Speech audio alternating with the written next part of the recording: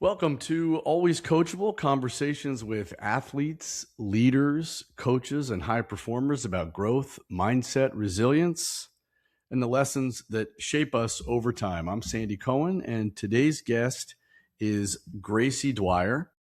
Gracie recently completed an outstanding career at Cornell University, where she established herself as one of the top defensemen in NCAA Division I women's hockey. Along the way, she represented Team USA at the U18 level, served as one of the captains at Cornell, earned multiple All-Ivy and All-ECAC honors, and was recently selected by the Boston Fleet with the 10th overall pick in the first round of the 2026 PWHL Draft. And Gracie, here is why I wanted you on the show. I think I first met you, maybe you were 12-ish or 13. We certainly have some connections that we can chat about. But from the very beginning, you stood out to me. It wasn't just your talent. It was, I think, more probably how you carried yourself and your work ethic, certainly your humility. And it seems like those qualities have never changed. So watching you grow from one of the top youth players, I would say, in the country to Cornell, and now the PWHL has been a great thing to see. So I'm excited for people to learn more about you, your journey, and what makes you who you are. So officially, Gracie, welcome to the show. Thank you so much for having me. Yeah. I'm excited to chat and yeah. Is it weird to hear all that stuff kind of said about you? How closely do you think what I just said is how you personally view yourself? Yeah, I mean it's a bit weird. I'm not someone who goes and like looks at that stuff. But I do think yeah, I mean sometimes, I guess it's cool to reflect on, what you've done in the past, but I feel like I'm someone who's just trying to stay in the moment and be present in what I'm doing. Because I feel like that's, like being where your feet are and be grounded is, I feel like it helps you a lot. You're not like looking into the future too much and you're staying, you know, grounded. Yep. So take me back before the draft, before Cornell, before the U18 with Team USA. What were you like as a kid growing up, and where did the passion for hockey come from? Yeah, I mean, my dad played hockey and so did my step grandpa who you were coached by him, right? I was three Ozzy. three of the most challenging years of my life. Yeah, I still hear his voice yelling at me in the background. Yeah, he was tough, but yeah, he actually coached some of my might practices, which was cool. But yeah, I wish he was around longer, but um yeah, I think so. Yeah, my dad, he played for Ozzy and it was the Washington Metros and then now it's the Little Caps. So Yeah. like he started the tier 1 program in Washington DC. But yeah, so my dad put us like on the ice when we were young. Like I think I was like 2 or 3. Like we were on like double runners, like where you like. And then when I was around 5, like I kind of, mostly like skating and stuff like that. But when I was 5, that was when I joined my first team at Wissahickon Skating Club, it's the oldest rink in the Philadelphia area. And I was, it's all boys. There were like a few girls actually. And then, yeah, I just like loved it. I think, like obviously, at times it's like playing with the boys, you can kind of, but I feel like I love the competitiveness and like, we're all like buddies. Um, I just enjoyed the like competitive nature of the game. And then, yeah, once I was done with Sahikin, I went to the Valley Forge Minutemen, which I was the only girl there. And yeah, it was awesome. I mean, those years were really good. I had some great coaches and like Coach Porca, Coach John, Gevard, and then Coach Sudo too. Um, yeah, and they really helped me, I feel like, to, like get better and improve my game, up until like I did 1 year of checking, and then I ultimately went to girls. Um, but that's kind of how it worked. I played other sports too, like lacrosse, soccer, just For it's those who yeah. don't know, you're like a ridiculously athletic family, right? Like your two sisters, obviously. I think one's isn't everybody at Cornell, or at one time weren't all of you there? Yeah, because of so my older sister, she now it works in Denver, but she she played lacrosse at Cornell. She was a captain, and she we were like all three of us, and then my younger sister Rose, she plays at Cornell. She has 2 more years, and she but yeah, but Lucy, because of COVID, she had like one of her seasons got canceled, so she took a leave of absence. Yeah. And then so we were all three of us were there for 1 year. It was 24, 25 school year. We were Was all that there. was that an amazing experience? Was that something that it was overwhelming at times? I'm sure your folks loved it. Yeah, I mean, it was super special. I feel like you can't really, you know, not a lot of people get to do that. So it was definitely like super grateful to be able to share that with them. And it was cool just to, have them there. Like we would have like weekly like sister dinners or whatever just to, catch up. Yeah. But yeah, we would just like support each other, go to each other's games. And I feel like we just became friends with like, you know, Lucy's like teammates, and then she became friends with Yeah. our teammates. When do you think you realized through the youth teams that you were on that hockey was something that you really wanted to pursue at a really high level, or was it always just fun? You just kind of kept getting better. I mean, it's probably challenging to be. Maybe it wasn't for you, but sometimes to be the only girl, in on all boys teams just over and over. So besides just being totally repulsed probably by all of those guys, what was that experience like? Yeah, they weren't all like that. There's I still like, keep in touch with a bunch of them. But yeah, I would say um definitely, like when I was younger, like I didn't really, you know, think anything of it. Oh, like girls, guys. Like I think I was like thought I was gonna go to the NHL or something, like Yep. just like envisioning that like when you're younger. But then I do remember the like I think I was 13 or 14. Well, I remember like the 2010 Olympics, and like we were like playing in the street and like kind of mimicking players there. And then I do remember like the 2018 Olympics because the US won and it was just an insane game. Yep.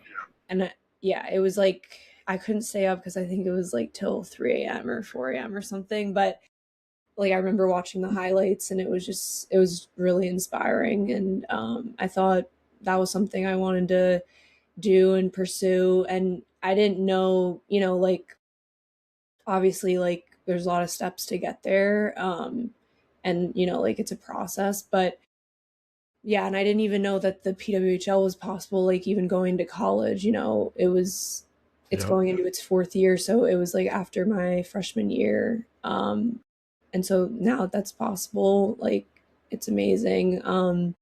And yeah, super grateful to be able to be a part of it, and all the girls who, were trailblazers and made it happen. Like kudos to them. So Yep.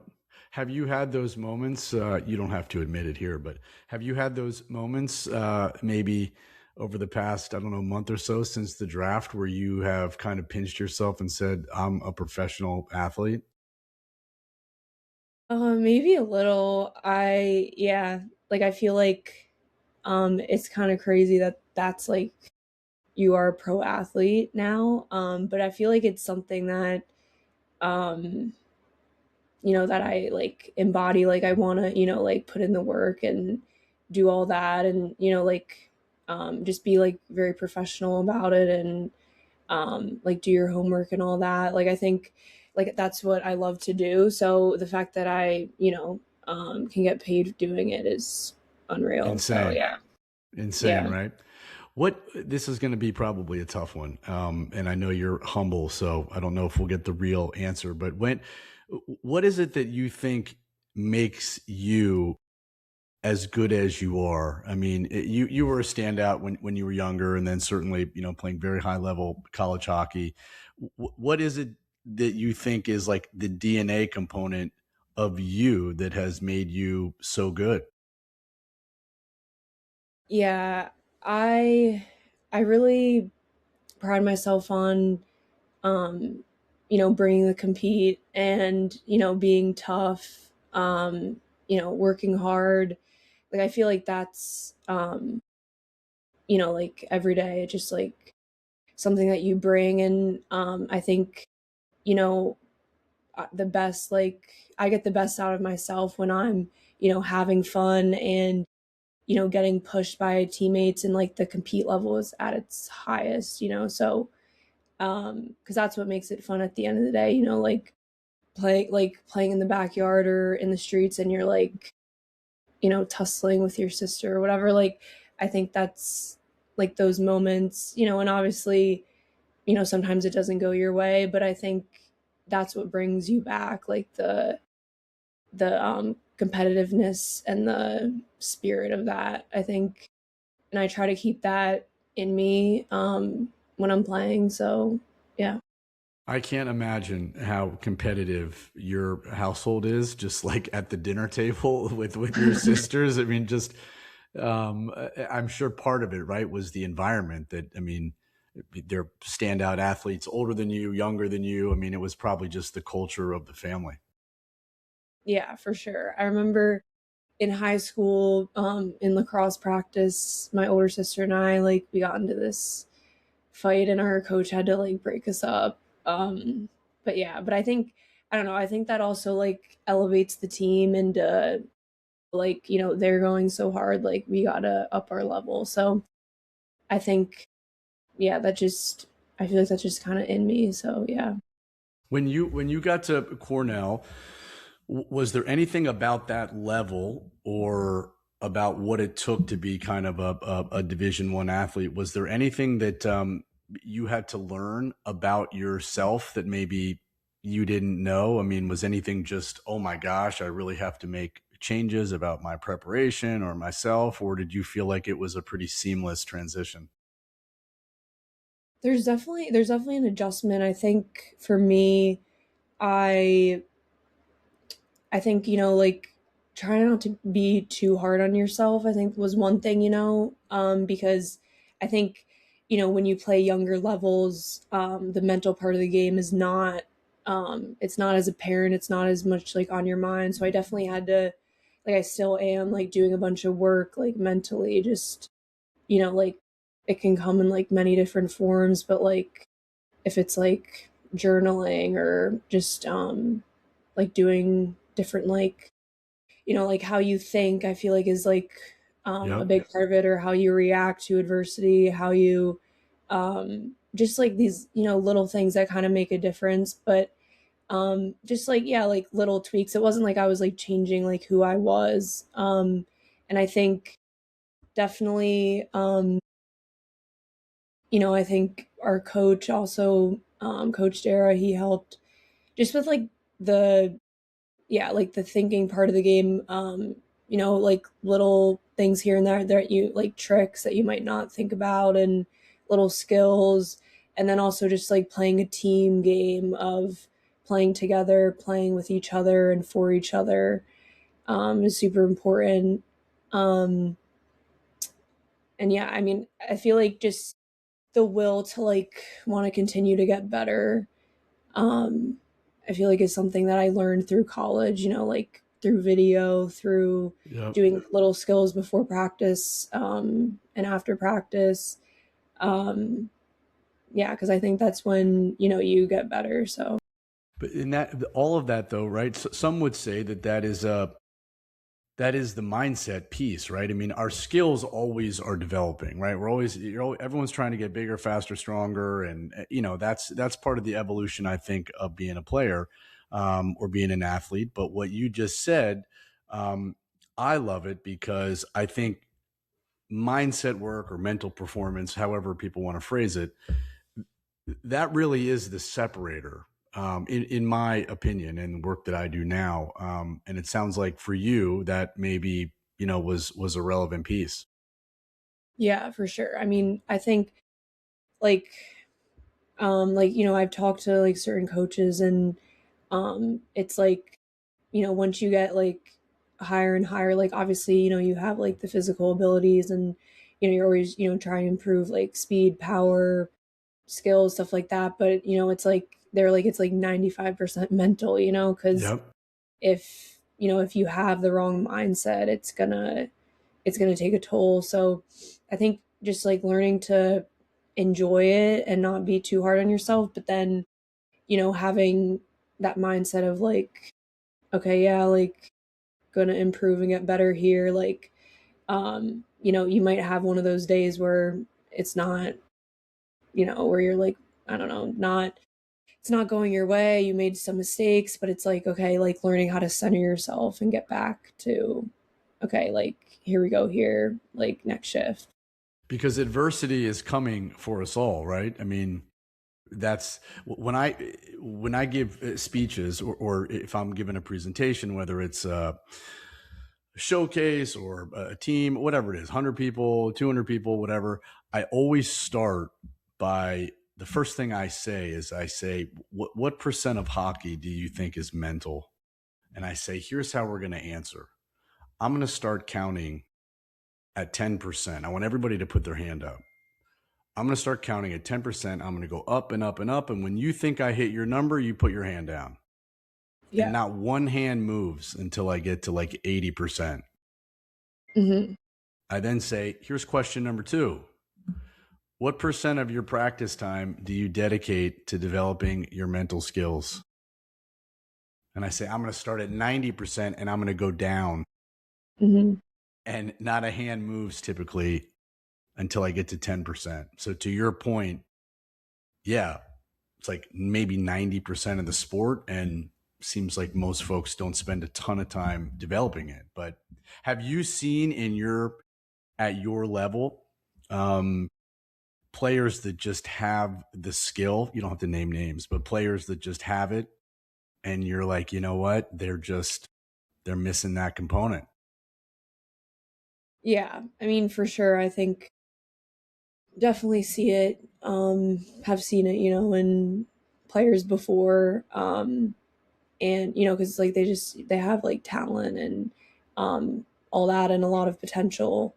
Um, but yeah, like they're missing that piece. And obviously everyone's different. Like I'm not trying to like knock on anyone, but um, like it's different for everyone of like what path they take and what, how Yep. they get to where they are in the end. But yeah, I definitely see it. Yeah. What do you think has made you be um a very coachable person throughout your life? Like, why do you think you are a good student of the game or just a good learner? Yeah, I think just being like curious and eager like to learn, and like I feel like having the mindset of like, like I don't know it all. Like there's a lot of things that you can learn. I feel like, a good skill to have is, wanting to be curious and learn every day. And like have those conversations with your teammates, with coaches. Because I feel like that's how you're gonna, get better. Have you always been like that? Like, do you remember? Is that a skill that you think you've always had? I mean, I feel like I've definitely in college have improved, my communication. I think, um, when I was younger, like I obviously like would have like I feel like I do like, being pushed and, coaches like, being tough on me because I think, you know, I know that they care and they want the best for me. But yeah, I definitely think sometimes when I was younger, like I would react and would be, get a little more angry or, more like emotional. But I think once, um, yeah, I think learning how to kind of, control the emotions and, um, I feel like in college, I definitely like grew a little bit to, okay, like kind of keep the emotions at bay and learn how to like proceed in more proactive manner. What was it like when you heard your name called? I mean, I don't know what any of the pre-draft buzz was or anything like that, but the moment that you heard your name called, I mean, what if you had to describe that? What was that feeling like? I mean, it was surreal. To be honest, I kind of blacked out like walking onto the stage. I was like, I bet. I I bet. don't really like some of it. Yeah, I don't really remember, but yeah, I definitely, yeah, getting my name called and I had all my family there. So it was great to, share it with them. And yeah, I mean, it was surreal. And then you just go through like all this like 2 hours of media or whatever right after. Like, you don't really like you don't see I didn't see my family till like 2 or 3 hours later.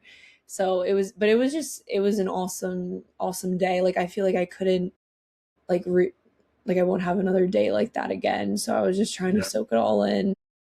Were you nervous before?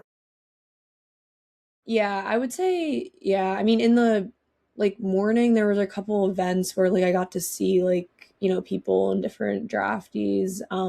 So I feel like that helped to kind of like, okay, like I'm in it, like I like saw people, but you definitely have kind of those like, yeah, twists in your stomach, like, because you don't know what to expect, like nothing's set in stone. So yeah.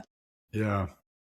It's yeah, I can't even imagine. But do you think you were mostly nervous or anxious just about the unknown, or was there a certain result that you wanted, or you just overcome by the whole moment, or what do you think you were nervous about? Yeah, I think just kind of the unknown. Like it wasn't Tripping, like like tripping up the stairs, maybe? yeah, I was Yeah. like, "Don't Please, fall." please don't fall. Yeah. Yeah, no, I think, yeah, the unknown, like, it wasn't like I was expecting, oh, like, right, like, this exact pick, It was just kinda like the unknown of, like, oh, I don't know what team, so because like, it's different than, like, you talk to, like, GMs before or whatever, like, it's kinda like the pre-draft process, but Yeah. you don't it's not like recruiting in college where you like pick where you go, like they pick you. So I guess it's just kind of that unknown. But then yeah, it just once you're like picked, you're like, okay, it's kind of relief because it's like, okay, I'm on this team now. Yeah. Um, have you given any thought to, yeah, I know it's very, very early, but what type of pro you want to be, right? Because obviously time takes time, and like you said, you are where your feet are, so it's maybe you got to challenge it a little bit to not get too over your skis. But have you given any thought to what type of pro you want to be? Yeah. I mean, I want to be, someone who's consistent. I think, that takes like dedication and discipline in order to do that. But I also am looking forward to like be pushed by these, awesome players like, Yep. um, like my teammates on Boston and like the coaching staff too, to kind of, expand my game. And I'm just looking forward to, help the team any way I can. What what are you most looking forward to, kind of getting to that city, right? I mean, this is I don't know what your living situation is going to be like, but are you just super excited to kind of just get in there, or maybe I don't even know if you're already up there, or what's that process been like? Yeah, I mean, I haven't moved in yet or anything. Like I'm probably gonna live with a couple teammates. And but yeah, it's kind of different because you don't. The season starts later, so Yeah. It's something, I haven't experienced before, but yeah, definitely like after my college season, I took like a longer break than normal. And, haven't, obviously have like been on the ice and, um, started to work on a couple things, but, it's a long off season. So like, not trying to, you know, burn out before the season, Yeah. type of thing. But I think I am gonna go to Boston like early to train before training camp and everything and get settled. Um but yeah, so it's a little different, but super excited to get to Boston. I know it's like a couple months away, but yeah. You don't have to disclose anything specific, but how a question I get a lot from people is, it seems like almost the higher the level, the player, they want more of a specific plan of what to work on in the off season. So whatever those things are for you, because some would say she's a professional athlete. Like, what could she possibly really need to improve on the summer? But however you crafted your summer, how did you come up with the things that are on that list? Yeah, I mean, I think just talking to coaches and getting their feedback, like being open to feedback, I think is important. Yeah, and then just, implementing it too. Like, okay, need to work on this or like be ready for this. Okay, like making sure you're doing it, like it's not just a afterthought. And yeah, like I know like I definitely have things to work on and like people, like you have your strengths and weaknesses, but I think um just honing in on the stuff that makes you great and then also, adding to okay, where can I kind of gain something here or, maybe like kind of change my approach there. I think that's important. Like you should be like constantly like evaluating and like not in like a super critical way, but just more of like a Being okay, aware. yeah, aware, like an awareness, yeah. Right. Most of the people that I've talked to on this like brief podcast journey, other high performers like yourself, they there's some similarities to what people say, some common themes. And I mean, you've hit so many of them, but the concept of seeking out feedback, right? And being receptive and wanting feedback, hunting development and being better. If you just had to kind of talk about just that for a second, because sometimes people, what is feedback? Maybe they're perceiving it as criticism and they're not able to kind of take the good from it. Um, but everybody has mentioned exactly what you just said. How do you do that? How are you able to kind of get the feedback, not take it personally, but get it to implementation? Yeah, I mean, I think just being like honest and pretty upfront with like your coaches or like the people around you, like even your teammates, like not taking it personally, like I think that's honestly a skill too because like yeah, sometimes, in the moment things can be like heated and you Yep. might be like oh like pissed off, but I feel like once you like reflect on it, you're like oh like you know, yeah, like they're right. Like I should, do that for next time. Like taking ownership, I think Yep. a lot of times it's like, oh, like blame someone else or but it's like, kind of looking in the mirror and being like, okay, like where could have I done better there? And yeah, I think just like it's just simple kind of just asking like asking the question, like what do you think I should do better? And like because I feel like, I'm someone who doesn't like I want it to be real, I don't want them to beat around the bush. I just, want it straight up. So, yeah. Yep.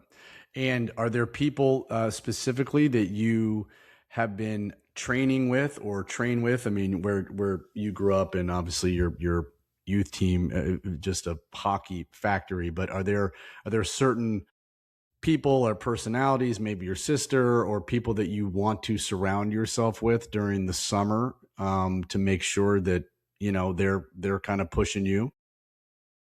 Yeah, I mean, in the summers, like, I've trained with guys and then also like, in my like college, trained with like high level like college players. But yeah, like this summer just, wanting to train with PW players and also guys. I mean, in the past like couple years I've trained with Zenon Konopka, who he does like skill work. He played in the NHL and um yeah, like he has some good stuff too because it's very like game situational. Like it's not just, you're not like Yeah. going around cones. Like it's like in game situation. So I feel like he's helped me a lot.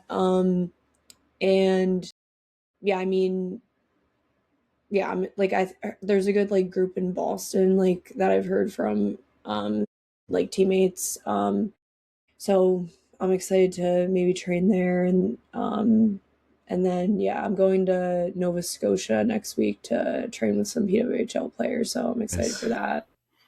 Yeah. was was Cornell, looking back on it, for you just, just the perfect environment for you to kind of just develop, not just as a hockey player, but as a young woman? Are you just so happy with your decision and your career there?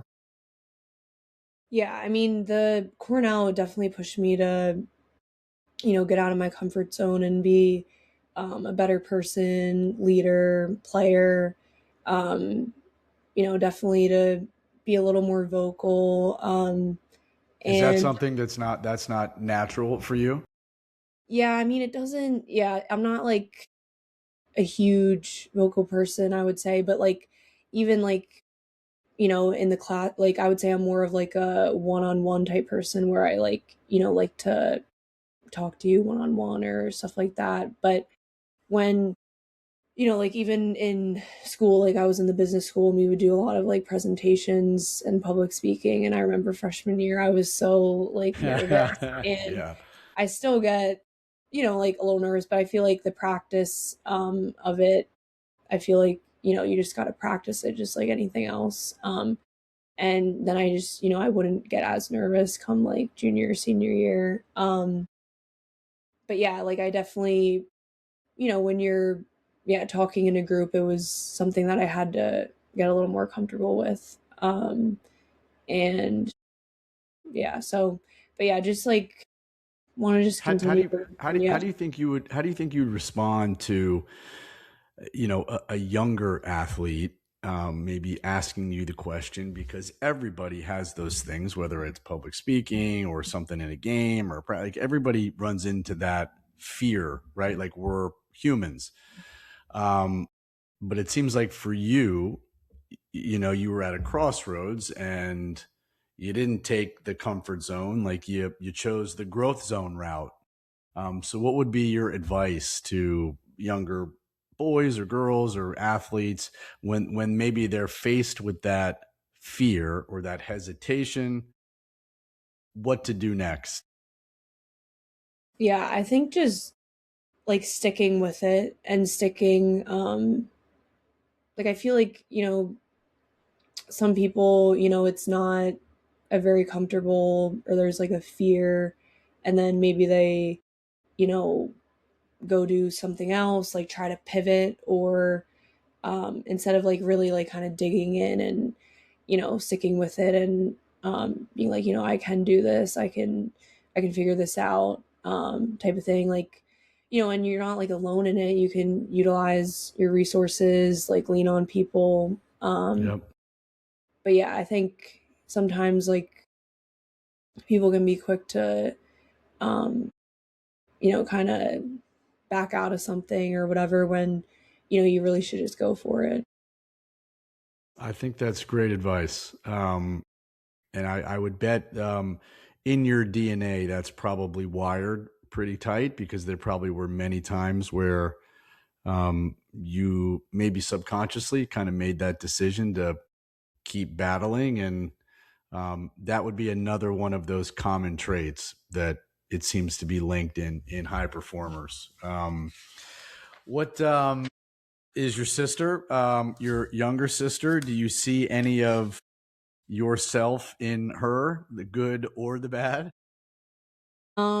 Yeah, I definitely do. I mean, we're actually like we're very different, I think. I mean, we obviously like I feel like have similar like we have the same values and um like we see things like similarly. But she's just, a bundle of energy. Like she's so energetic, has this like positive contagious energy and like I feel like I'm a little more calm, chill. But yeah, she's like firing on all cylinders. But yeah, I think we I help feel each like other. I feel Yeah. like this is sibling talk for she's loud, she's a little bit annoying maybe. Yeah, I mean, yeah, sometimes she is. Don't tell Yeah. her. Does she ever ask for advice or no? Yeah, like I feel like we like help each other, and there where we can be honest with each other about like, I think, obviously like if you don't sometimes, we'll get in little like riffs Sure. or whatever, but like, it's not like for a long time, like we'll get over it. And I think, she helps me to be better and vice versa. So very like, very grateful to have her by my side. She's my best friend. So, yeah, I'm looking forward to what she does at Cornell these next 2 years. So, How just a couple more, and I appreciate your time. How have you kind of been able to stay grounded? I would say maybe over, I gosh, call it maybe the last 5 years of your life. I mean, big time college hockey, and I think some playoff runs, and you got to put on the USA sweater, and now you're a professional athlete. I mean, how do you stay grounded? yeah, I think just my support system, I think is, very good. Like I'm very lucky in that aspect. In, just kind of going back and doing the things that got you there. Like you're not just because you're, made it here, it's like you still gotta do the work and put in the work. And I think also to just, knowing that, it's not like something can change and you could get injured or whatever. Like I dealt with some injuries before college too, where, I kind of had to learn to be very like diligent with my body um and so just continuing to, be grateful and have fun with it, I think, because, not a lot of people get to do this. And um so yeah, it's definitely special. So I'm just super excited. Are there things that you, not so much on the skill side, but I would say just more on the person or the human side? Are there things that you're still kind of working on for yourself? I mean, whether it's you're listening or whatever it is, are there certain things that you are trying to keep developing for just you as a person? Yeah, for sure. I mean, I think just like I feel like what we talked about a lot of just like continuing to like be curious and learn. And I think also, I really, want to be like a good person and, good friend, good teammate. Like that's really at the forefront. Cause, I want like at the end of the day, I want like our team to have the most success it can have. Um and so, yeah, but I think, yeah, you learn a lot being on a team. I definitely learned so much at Cornell of being on different teams. Each year was different, and I learned different things from that. And so I think, yeah, sometimes when, things aren't going the best, I think is when you learn the most. And yeah, because, it's tough to be, it's tough sometimes, being an athlete where it's like all the focus is on like winning and success. And so just kind of falling back on, okay, like the process and what you're doing each day to, be a better person, be a better teammate. Um, yeah, like I feel like I'm definitely an independent person and maybe can, come off being, I don't know, like kind of more like calm, chill side. But I think once you get to know me, you can, like, I feel like I'm like pretty funny and can, I don't know, like be light, I guess. Yeah. But Yep. yeah, but when it's time to work, I feel like I can, get dialed in. You can flip a switch. Yeah, yeah, for Yeah. sure. So, yeah. The phrase "always coachable," that's the name of the show, and your answer to the previous question, you probably just nailed it a lot, but just that phrase to you, whether you were your 12-year-old self or even now, what do you think that concept is? If you had to say one or two things about being always coachable, how would you answer that? Yeah.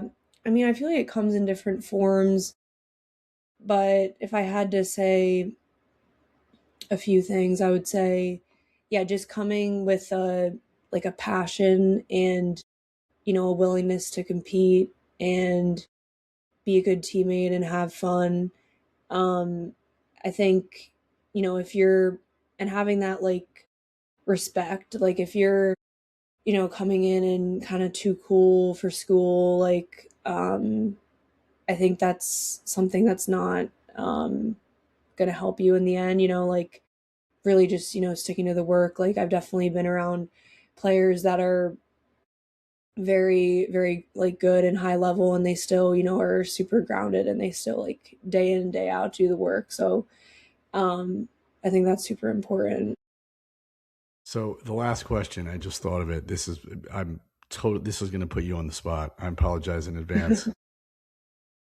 If you had to rank the unis, you have to go from the one you like the best, maybe not to the one you like the least, but you have, was it Junior Flyers or Little Flyers? I always get it mixed up.